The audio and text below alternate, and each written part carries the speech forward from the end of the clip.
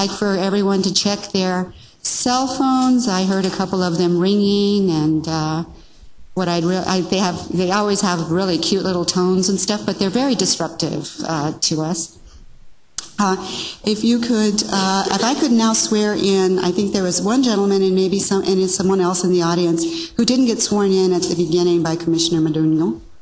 Okay. Okay, we have two persons to be sworn in. Please raise your right hand. Do you and each of you swear or affirm under penalty of perjury that the testimony you may give in the matters now pending before this commission shall be the truth, the whole truth, and nothing but the truth? You do? Great.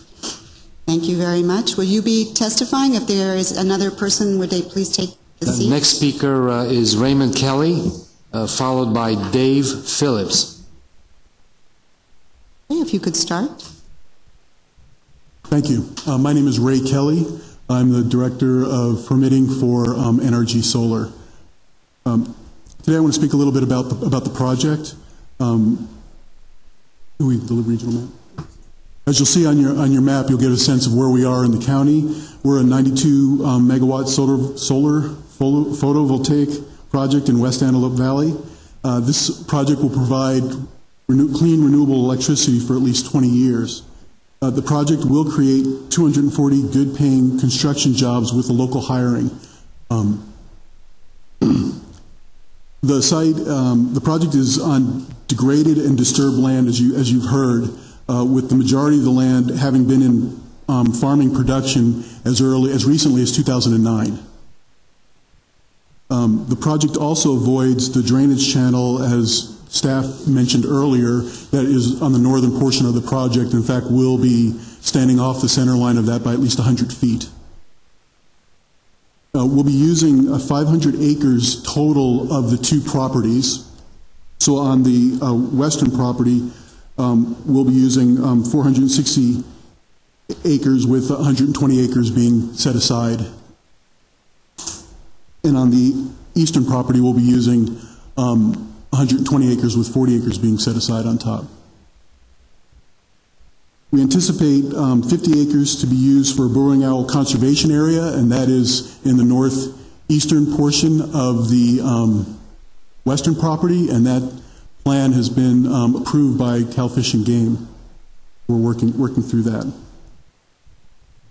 We will fence the site for safety. The site will be fenced with a 6-foot fence. We had originally requested a variance for 8 foot, but based on input from the community, we've decided to back that back down to 6 feet, which is consistent with the county's standards.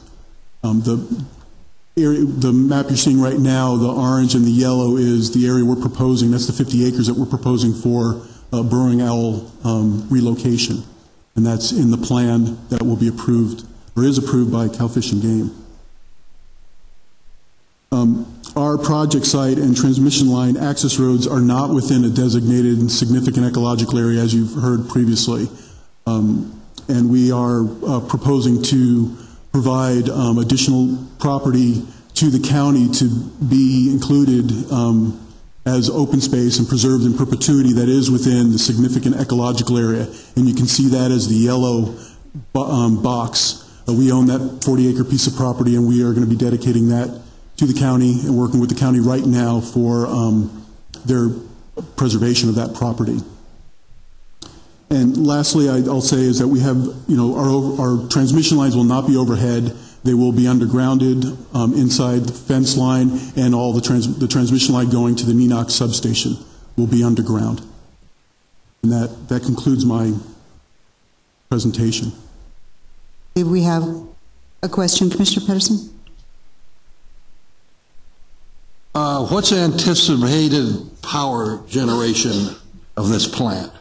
The project is two phases. The western property is contracted for 66 megawatts of electricity output from the photovoltaic system. The eastern property would be another 26 megawatts, but is not contracted at this time. So in layman terms, how many houses would that? I have that piece of information. Hold on just a second. I'll look it up.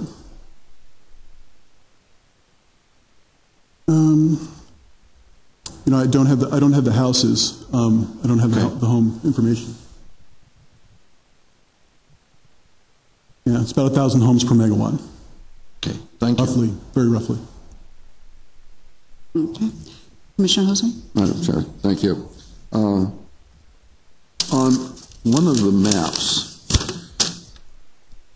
that you presented, you have a transmission line that is carrying between the two properties. I believe it goes across in this area, somewhere in there. Maybe it's at this line. Oh, okay, and it shows it here. Why is, in the discussion that I think staff gave us, it said that the transmission line was going north to the county line to connect with the Kern County substation. Commissioner, no, I'm not sure what staff may have said in previous hearings, but the light blue line that you see on your screen is the connection between the two project sites down to the Meenox substation, which is an SCE substation along Avenue D, Highway 138, and that is our interconnection into the grid. And this is where the high voltage lines are currently? There's a 66 kV line running down the road. Avenue. Mm-hmm. It's existing system. The land that you're talking about in the orange, light orange, yes, that land right in there, is this the land that was bulldozed? No, sir. In fact, can you do north? See some north. We don't know, but if you look north of our project sites, you see a light brown area within that SCA, that crosshatched area.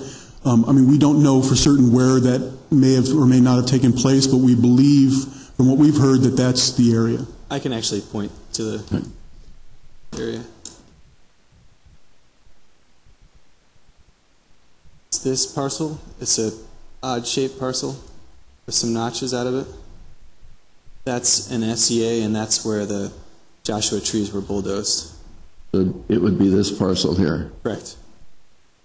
And so it appears that it's this area and this area.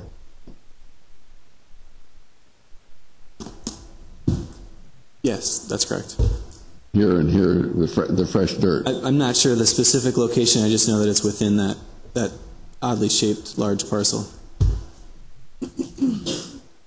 Okay. Thank you. And I'd just like to say that we're not part of that project, that parcel. We have no interest in that parcel of land at all. Never have.